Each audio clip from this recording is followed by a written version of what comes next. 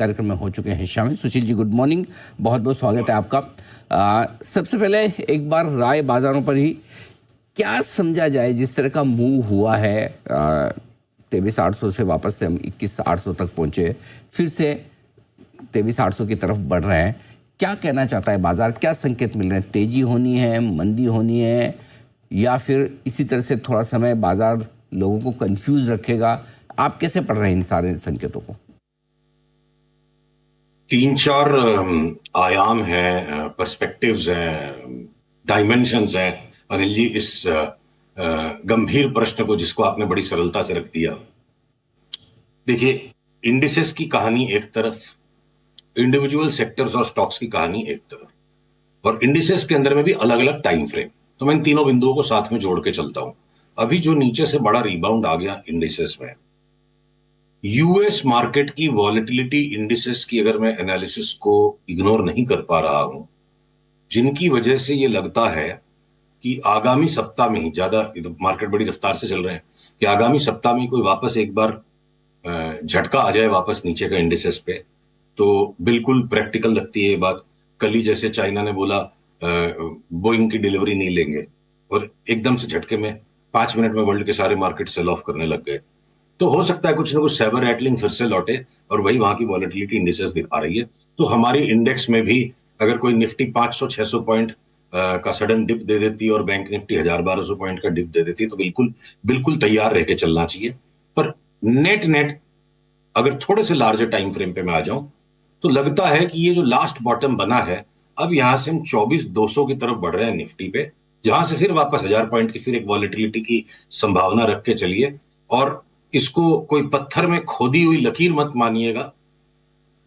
संभावना बनती है कि 25,000 तक भी अगर ये रैली चली जाए, और जो 30,000 वाला बुल मार्केट जो मैंने आपसे बात कही थी, उसको भी फिलहाल के लिए पोस्टपोन होना पड़ेगी। एक बार 25,000 तक की भी रैली होकर फिर से हम वापस साल के लोज को रीटेस्ट करने आए, और उसके बाद बड़ा बुल मार्केट शुरू हो। ये पिक्चर तो इंडिसेस का है।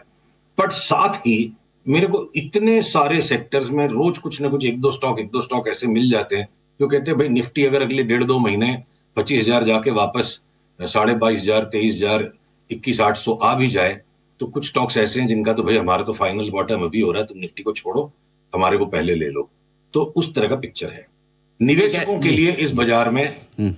जी उनके टर्म्स पर, उनकी मर्जी के अनुसार माल लेने के खूब मौके रोज मिल रहे हैं, और इंडेक्स का खेल अपनी जगह अलग है। तो आप ये कह रहे हैं कि ऊपर में 25,000, नीचे में 22,000, ब्रॉडली ये रेंज में बाजार थोड़ा समय बिता सकता है, राइट सर?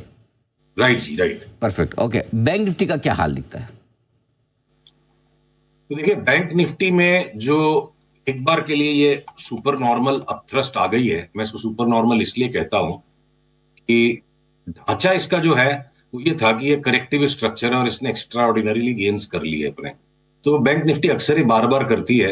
अभी अहेड ऑफ निफ्टी अगर रन कर चुकी है, और जिसमें कि बुल ट्रैप्स शायद बन रहे हैं सारे लार्ज प्राइवेट बैंक्स में, आईसीआईसीआई, कोटक, एचडीएफसी में, तो जस्ट बिकॉज कि कोई बैंक निफ्टी न्यू हाई में आ जाएगा, मैं इसमें भंगड़ा बजाने नहीं निकलूंगा कि भैया न्यू हाई में आ गया बैंक निफ्टी तो कोई मिरेकल हो जाएगा और यहां से 3-4 हजार पॉइंट बढ़ जाएगी। बैंक निफ्टी बार बार न्यू हाई की तरफ आती है, लास्ट 1.5 साल में कितनी बार कर दिया इसने। तो वो न्यू हाई वाई को छोड़िए, बैंक निफ्टी के अंदर प्राइवेट बैंक्स में से निकल जाने का इंडिकेशन है इंडिविजुअल चार्ट्स पे, और सब्सटेंशियल करेक्शन हो सकता है आईसीआईसीआई, और उससे ज्यादा बड़ा गंभीर करेक्शन कोटक में बन जाए। पर वहीं पर ये आपके फेडरल बैंक में आज भी ब्रेकआउट है, बाई पे ले लीजिए। आपके पीएनबी, बीओबी, एसबीआई, जितने भी पीएसयू बैंक्स हैं उनको हम लेंगे, प्राइवेट बैंक्स को हम बेचेंगे, और बैंक निफ्टी के लेवल्स अपना गेम खेलते रहेंगे, वो अलग ट्रेडिंग होती रहेगी। ठीक बात है।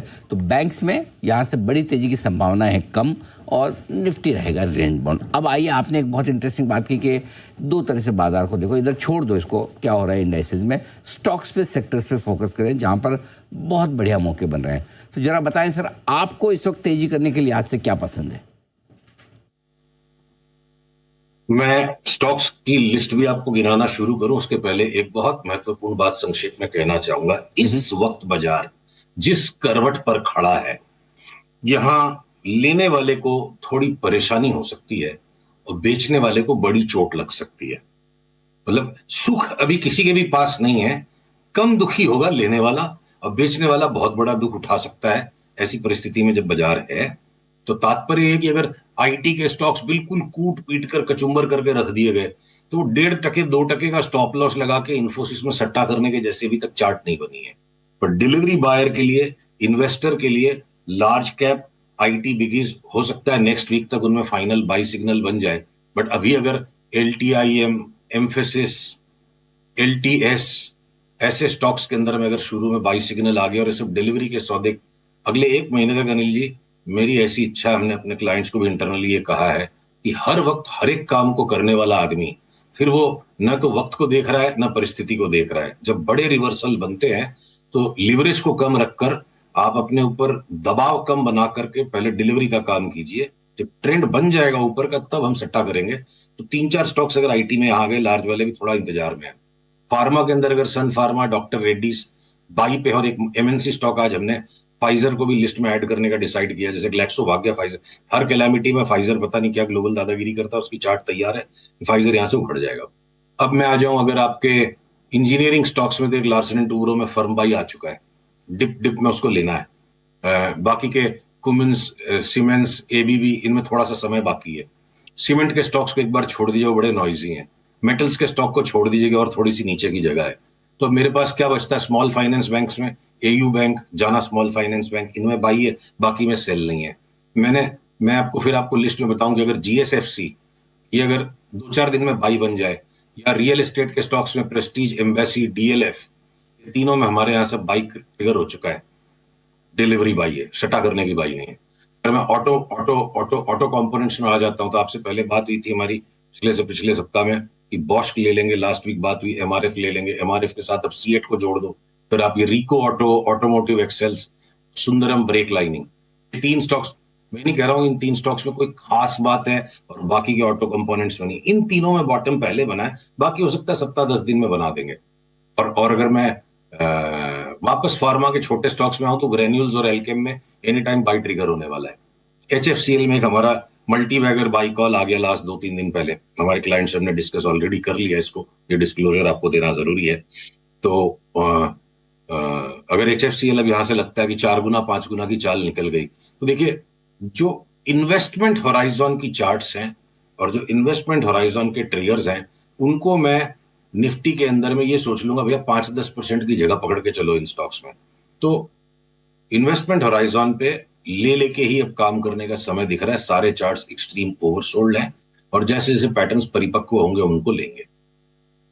ठीक बात है। एफएमसीजी के अंदर में कोई माइनर ट्रेडिंग की टेक प्रॉफिट कर लिया आपने, टाटा कंज्यूमर को टेक प्रॉफिट कर लिया, 100-150 रुपया वापस नीचे मिल जाएगा, वो मंझे हुए हाथ कर सकते हैं। बाकी चाहे लीवर है, एशियन पेंट्स है, या इवन आपका जुबिलेंट फूडवर्क्स भी सफिशिएंटली, जितनी भी कंज्यूमर कंजम्पशन की जितनी भी थीम है वो सारी सेफ बेट हो जाएगी। इस मार्केट में जहां भय बना रहेगा, तो भय के वातावरण के अंदर में ये बहस बिल्कुल व्यर्थ हो जाती है कि इस तरह के स्टॉक्स की पी रेशियो 40 जस्टिफाइड है कि 50 जस्टिफाइड है। भय के लिए कोई भी कीमत ठीक है। तो ये P ratio insensitive, earnings visibility वाले जितने भी स्टॉक्स हैं, और चाहे वो कंजम्पशन हो, कंज्यूमर ड्यूरेबल्स हो, या कंज्यूमर स्टेपल्स हो, कंजम्पशन की सारी थीम में मेरे को across the board safe haven buying का ट्रेंड कंटिन्यूड रहेगा अगले 6 महीने, और ये सारे अर्ली अप ट्रेंड्स में ऐसा लगता है। बिल्कुल, तो काफ़ी मौके हैं खरीदारी करने के, आपको होना पड़ा सिलेक्टिव होना पड़ेगा। लेकिन सुशील जी, एक बात तो पक्की है कि अब इतने सारे शेयर तो नहीं खरीदे जा सकते। आपके हाई कन्विक्शन कोई top 3 buy ideas, top 3 sell ideas कोई वो बता सकें अगर, तो ज़्यादा दर्शकों को फायदा हो पाएगा। कितना भी मेरा हाई कन्विक्शन और स्टॉप लॉस तो सबको अपना अपना रखना ही पड़ेगा। स्टॉप लॉस से ज्यादा बड़ी बात है, जो व्यक्ति अपनी समाई के अनुसार कमाई करने की चेष्टा करेगा, लिवरेज यूज नहीं करेगा, बोरोड पैसे पे काम नहीं करेगा, एमटीएफ ट्रेडिंग नहीं करेगा, तो ये सारे स्टॉक्स को आप मिला जुला करके 20-25 स्टॉक्स का पोर्टफोलियो बना लीजिए। और देखिए, हाई कन्विक्शन ऐसा है ना, ये दीवा भ्रम है। जब बाजार के साथ चलना पड़ेगा, बेट रॉन्ग हो गई तो काटना पड़ेगा। कोई वो गारंटीड सौदा तो किसी के पास होता नहीं है, और जो वादा करते हैं गारंटी का, उनको सेबी सेबी का लठ तैयार है, सर पे पड़ेगा जो गारंटी देते हो। गारंटी तो खैर वो तो सवाल ही नहीं कि शेयर मार्केट में तो कहते हैं कि फैशन में और शेयर मार्केट में दो चीज़ों में कभी गारंटी का मुँह न रखे। वो बात तो बिल्कुल सही है, लेकिन अच्छा चलिए कोई बात नहीं। ये बताएं कि गोल्ड पर इस वक्त क्या व्यू है आपका? गोल्ड पर हम रॉन्ग है, और रॉन्ग है इसका मतलब उस रॉन्ग को राइट करने के चक्कर में और बड़ा रॉन्ग नहीं करना है। गोल्ड हमारा छूट चुका है।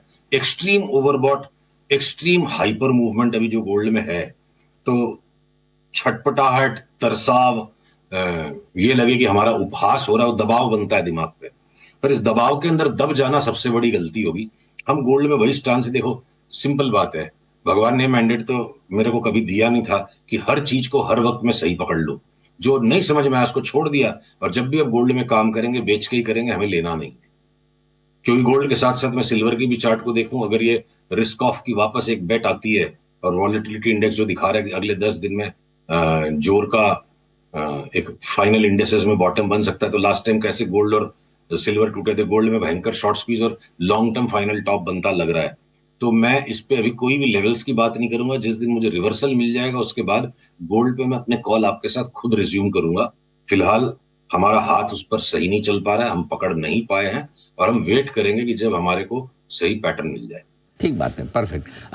अब राय एक अमेरिकी बाजारों पर भी, क्या वहाँ से क्या सेंस मिल रहा है? क्या अमेरिकी बाजारों के लिए भी जितना खराब होना था हो गया, या अभी भी दुख दर्द तकलीफ काफी बाकी है?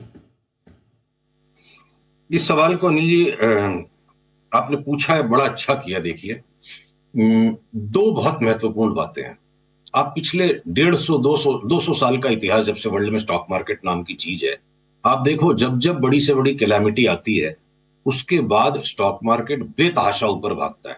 चाहे मैन मेड क्राइसिस हो, चाहे नेचुरल क्राइसिस हो, वेल्थ गरीब के हाथ से अमीर के हाथ में शिफ्ट हो रही है। गरीब कौन है, अमीर कौन है? जिसके पास ज्यादा पैसा वो अमीर नहीं है, जिसका आचरण अमीरों वाला है वो अमीर है। तो ऐसी कैलामिटी के अंदर जो लोग लिवरेज से बचेंगे, जो लोग शॉर्ट टर्म ट्रेडिंग की टेंडेंसी से बचेंगे, और जो यहां पर वैल्यू हंट कर लेंगे और बढ़िया चीजों को उठा लेंगे। कोविड में क्या हुआ, 2020 के उस पैनिक के अंदर में जिसने भी पोर्टफोलियो बना लिया, एफर्टलेसली मोटा पैसा उसका अगले 2 से 2.5 साल में बन गया। तो अगर ये मैन मेड क्राइसिस और ये फाइनेंशियल एडजस्टमेंट का जो क्राइसिस है, अब जैसे बोइंग की चार्ट पे कल नजर पड़ी कि भैया बोइंग की डिलीवरी नहीं लेंगे, और चार्ट देख के मैं आश्चर्यचकित रह गया कि बोइंग यहां से 4 गुना भाव अगर हो जाए 1 साल में, 1.5 साल में, तो कोई आश्चर्य नहीं करना चाहिए। तो देखिए, 1.5 साल वाले पर्सपेक्टिव में ये जो आज कोलाहल मचा हुआ है, ये गॉड गिफ्टेड अपॉर्चुनिटी हमारे को। पर इस गॉड गिफ्टेड अपॉर्चुनिटी के अंदर में कोई इनसेंसिटिव काम कर जाएगा, लिवरेज यूज कर लेगा, उल्टे सीधे कांड कर लेगा, ऑप्शन की ट्रेडिंग कर लेगा, तो ये तो कभी भी करने के काम नहीं है। तो यहां पर बहुत संयम से, धैर्य के साथ, जैसे जैसे इंडिविजुअल एक एक स्टॉक में, सेक्टर में सिग्नल आते जाए, बाइंग का मूड बनाने वाले आदमी के घर में लॉन्ग टर्म में मोटा पैसा आ जाएगा 1.5 साल में। और जिनको शॉर्ट टर्म की ट्रेडिंग करनी है, भी हो सकता है बहुत सारे स्टॉक्स इंडिया में भी 10% गिर जाएंगे, पर 10% गिरने वाला स्टॉक अगर आगे चल के 100% बढ़ने वाला है नहीं लिए, तो उस लास्ट 10% के लिए मेरी ये सलाह है कि या तो अगर आपके खुजली है, हाथ में कंट्रोल नहीं हो रही, वो सट्टा किए बिना मान नहीं सकते, तो भाई आप टोटल वेल्थ का 10-20% से ज्यादा का सट्टा मत करो। क्योंकि वो जीवन भर हर रोज या तो हीरो या जीरो वाली जिंदगी जीने वाले आदमी का आगे पीछे वो जीरो हो जाता है। और यहाँ पे थोड़ा सा पेन को टॉलरेट किया जाए, तो चाहे अमेरिका हो चाहे इंडिया हो, मतलब कोई नया लो एक और आ जाता है वहां के इंडेक्स में, तो मुझे नहीं लगता है कि पिछले लो से कोई बहुत सिग्निफिकेंटली नीचे लो जाएगा। खाली डराने धमकाने का एक आखिरी लो आ जाए तो आ जाए इंडिसेस पे अमेरिका में, और इंडिविजुअल स्टॉक्स पे वहां पे भी मैं अगर देख रहा हूं, अब जिस एनवीडिया की अपनी बात हुई थी कि 30-35-40% का करेक्शन हो जाएगा, टेस्ला की बात हुई 65% हो जाएगा, ये सारी चार्ट चीख रही है कि भैया घूम फिर के इनको लेना है। तो समराइज करूं मैं जहां से मैंने शुरू किया था, लेने वाले को अभी भी कष्ट होगा और बेचने वाला हो सकता है बर्बाद हो जाए। तो आसान काम किसी के लिए नहीं है, पर शराफत से बिना लिवरेज के इन्वेस्टमेंट पोर्टफोलियो कंस्ट्रक्शन करना अगर कोई अभी शुरू कर दे, तो मुझे लगता है साल भर बाद सारे के सारे लोग बड़े प्रसन्न और खुश नजर आएंगे आपको। बिल्कुल, धीरे धीरे समझदारी से निवेश करने का है वक्त, और थोड़ा समय लगेगा, मुश्किलें रहेंगी, लेकिन बनेगा पैसा है। ये राय सुशील जी की तरफ से। बहुत बहुत धन्यवाद सर, समय देने के लिए, विस्तार से बताने के लिए हमारे दर्शकों को। और इस बीच 23